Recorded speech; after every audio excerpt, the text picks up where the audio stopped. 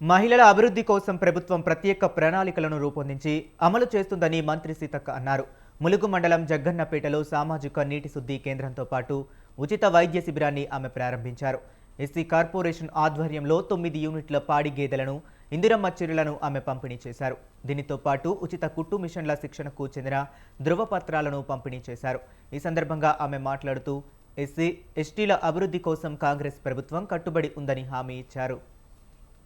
ఒక కట్టుబాటు ఉంటే ఊరును అద్భుతంగా మనము అభివృద్ధి చేసుకోవచ్చు. మనది ఒకటే ఊరు పెద్ద దగ్గర లేకపోవడం తోటి 7 ఊర్లు కలిపి ఒక గ్రామ పంచాయతీ. సరే 7 ఊర్లలో 7 రకాల ఆలోచనలు ఉంటే ఊరును మనం బాగు చేసుకోలేము.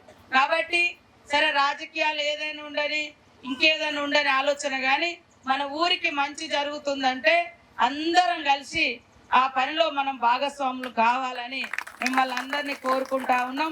ఈరోజు మరి వాటర్ ప్లాంట్ కూడా అది మనము ఏటీఎం లాగా అడిగి ఇట్లా కార్డు పెట్టంగానే నీకు 20 లీటర్ల క్యాను నీళ్లు నిండుతాయి.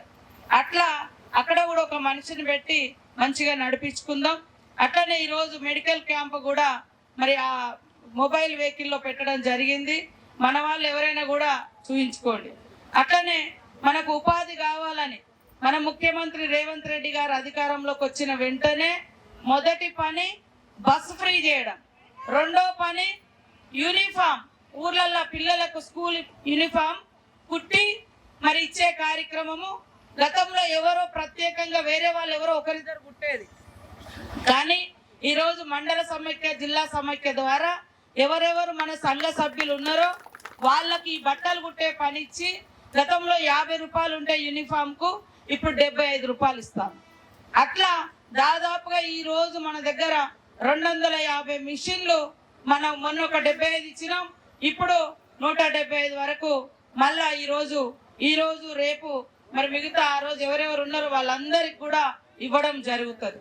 ఒక కట్టుబాటు ఉంటే ఊరును అద్భుత